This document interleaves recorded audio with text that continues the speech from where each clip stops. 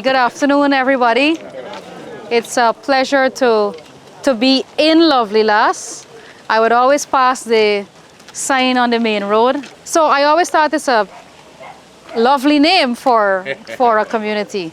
And all the villages going up, Region 5, Region 6, very interesting names. And when foreigners visit and they come up this side, they're always amazed by the names of these communities. It makes it very unique. I'm pleased to be here.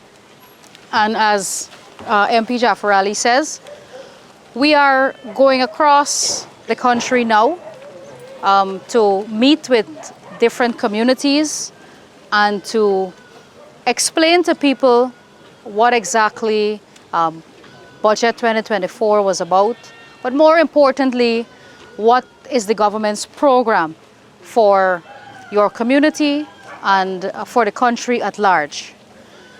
We had, prior to the consideration of the estimates, which is the week that we go through the questioning. If you look at a budget, you know a budget is filled with numbers, but the numbers don't tell the story. So the week before we consider the numbers in the budget, we use for the debates in the National Assembly. And it's in the debates that you would hear what the plans are and what the vision is for the government, and you would also hear from the opposition what their opinions are on the budget, and then you have a debate and you come up with the best product for the budget. So, and that is what people are interested in. They're less interested in the numbers, but more interested in how does this transform my life, or what is the impact that the budget has in my life. Now, we recognize that it's very hard during a 30-minute presentation in the Parliament to be able to make that case, to explain to everybody how this translates to my life being improved. And we try that. Of course, we try our best in the National Assembly to do that, but we like this forum. And you would know this is not new. Our government, PBPC administration, has been doing this all the time. So it's not the first time we're coming into communities. For the last 3 years, this is how we've been governing through consultation. That only sounds fancy, but this is exactly what it means. Meeting people, talking to people, explaining what our plans, programs, and policies are, and having a feedback from the community so that we can properly address your unique issues. Because every community has different needs and different priorities. The infrastructure in a community might be the priority for this community, and maybe it might be water in another community, or outstanding housing applications, or maybe they have farm-to-market roads that they need addressed, or they have a lot of young people in the community that we need a special youth program for. So for every community, there are different needs and there are different priorities. And it's similar with the national budget too. In the national budget, we have to look at the nation or the country as a whole and ensure that we prioritize the needs of the country. When we go to meetings like this, and we have been going, like I said, over the last 3 years, led by the president himself, most of the time, the complaint is the poor state of roads. So that's why you see a heavy allocation in the budget for infrastructure development and for community roads. And MP will tell you, in Region 5 alone, over the last year, we did 169 roads, community roads in this region alone. So, and that transcends all of the other sectors. So when we talk about infrastructure, we're not just talking about roads, we're talking about infrastructure in healthcare. That's the construction of new hospitals, 12 new hospitals, rehabilitation of existing health centers. When we talk about infrastructure, we can also be talking about education, construction of new schools, extension of existing schools to accommodate more children. So infrastructure is not just roads and bridges. And I made this point when I made my presentation in the budget.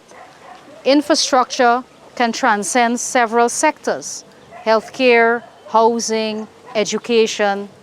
There are also studies that show that investing in infrastructure reduces poverty and inequality in any area, in any country, in any part of the world. Infrastructure can help to alleviate poverty and to reduce inequalities by ensuring that people have access to basic services and good quality infrastructure. And infrastructure can be services too, government services, investing in government services so people have access to government services. So that continues to be the way that we govern, we prioritize, and ensuring that we can respond to the needs of the people and that we're on the ground consulting with people. So you may have missed the presentations in the Parliament, but we wanted to give you an opportunity to hear directly from us the way forward. And I know that we've been doing this for the last 3 years. We've been trying to explain the vision in all of the sectors. In healthcare, education, housing. In housing, we promised 50,000 house lots. We've already delivered 30,000 house lots. We delivered hundreds of house lots here in Region 5. We have 4 housing areas here. We have Experiment, Baltiok, Shieldstown, Burma, where we delivered house lots in those areas. Last year alone, we invested $3.5 billion in infrastructure in new housing areas for Region 5. And this year, we're going to spend about $1.3 billion in new infrastructure work at an area called Waterloo, which we will be developing for new house lot allocations for this year, 2024. In the water sector, we have a vision to ensure that by 2025, 90% of the coastal population, which is Region 2, 3, 4, 5, 6, 10, that those regions receive treated water, 90% of the residents on the coastline. Because most of the people who live on the coast have access to water, but they need treated water. And I know that this area also, you may be getting sufficient access to water, but you require treated water because the iron content is a problem for all of us. And I live on the East Bank. I have the same problem. I gotta flush out the system. Every 2-3 days, you gotta flush out the system. You gotta replace filters depending on the type of system that you have. And if you continue to receive that quality of water, it reduces your quality of life. And so that's another important sector that we have to invest in. So how do we fix the problem? By constructing 12 new water treatment plants, 13 new water treatment plants. That's the program. To build 13 new water treatment plants, to upgrade existing treatment plants, to deliver more treated water to existing customers so that we can have 90% treated water coverage. There will be a water treatment plant that will be constructed at Bath, and I know you've been hearing us talk about this before. That is now being advertised in the newspapers. So if you check the newspapers, you will see a tender out for the construction of 5 treatment plants, one of which is at Bath. Once that treatment plant is completed, this area will receive treated water coverage. So Lovely Lass will be covered under the Bath treatment plant. We have 7 other treatment plants that are already under construction. This 5 is being advertised now, and then that will only leave us with 1 additional one, which will be at Hope in Region 4, that will give us the 90% coverage. Now, I'm telling you this so that you understand that the vision is 90% treated water coverage for everybody on the coastline. And your own will be covered under the Bath treatment plant.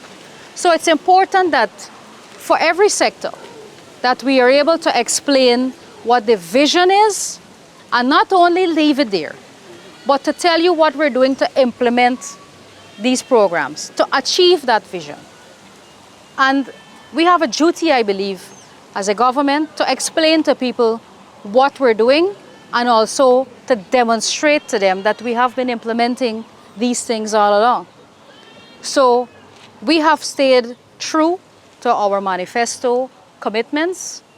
From the time we took office, we've been delivering on those commitments. We've been staying true to that document and adding to it. Because if you look at the Gold Scholarship Program, for example, I just had a meeting at Dad at Rising Sun, and some young people came there too. They're at University of Guyana. We know University of Guyana will be free. Hopefully by the end of this year, we finish implementing that program so that university can be free. We already have the Gold Scholarship Program. We promised 20,000 scholarships in 5 years. We already awarded 21,000. So we already surpassed the target of the Gold Scholarship. And we didn't stop. We didn't just say, you know what, we achieved 20,000, that's what we promised, full stop. We're going beyond that, because as long as young people or older folks or whoever want to study, you will receive a scholarship from the government. So we're not limiting ourselves to the manifesto alone. We are willing and able to go beyond that. So that's why these engagements are very important. I appreciate you taking the opportunity to listen to me, and as is customary, in turn we listen to the residents in the area. I know I have responsibility for housing and water, but I'm always ready to listen to any issue people want to raise, and I will ensure that we follow up on that. This afternoon I have a number of staff with me from the Central Housing and Planning Authority, from the Guyana Water Inc. But apart from those areas, I also have members from other agencies like Public Works, from the region, and other agencies that are supporting me this afternoon.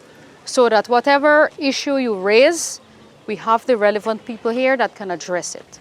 So I want to thank all of you for coming out this afternoon and being willing to engage with me, and everybody who's here. I appreciate you. I see Nari here too. I appreciate you, the time that you took this afternoon and the interest. And this is very important. For any community to progress, the community members have to be willing to participate in these engagements.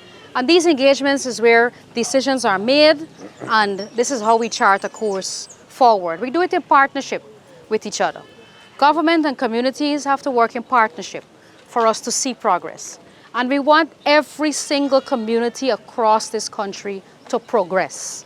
That's what we're about. We're a progressive government. We're a government that builds. We're a government that wants to see everybody benefit equally. So we're going to try our hardest. A lot of people said when they saw the pace in 2020, they said we're going to burn out. So we can't keep up with that. President can't keep up with that. The cabinet can't keep up with that. We're 3 years in, 3 years gone, and we're still at the same pace. A matter of fact, we've increased the pace, because every year we see we're getting a bigger budget. A bigger budget means more work has to be done. More things have to be accomplished. So in simple terms, it's more work. And we're still at the same, we're still working at an increased pace or an accelerated pace. So you're not going to see us slowing down. Don't worry about us fagging out. This is the time that we got to build this country. You know the saying, you got to make hay while the sun shines? Right. This is the time we got to do the work. The president has a saying, he says we're doing the heavy lifting. This is the time we got to do the heavy lifting. We got to build the highways. We got to build the road. We got to build the bridges. We got to build the power plant so people can get 50% cheaper electricity.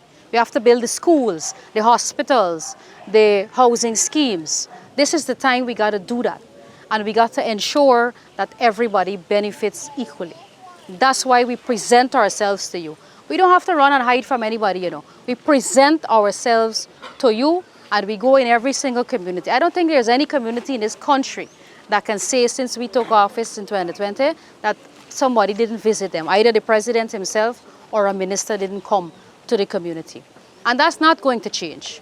You'll probably see us more often. You might get tired seeing we. But we're going to stick at it because that's a commitment that we made to the people of our country.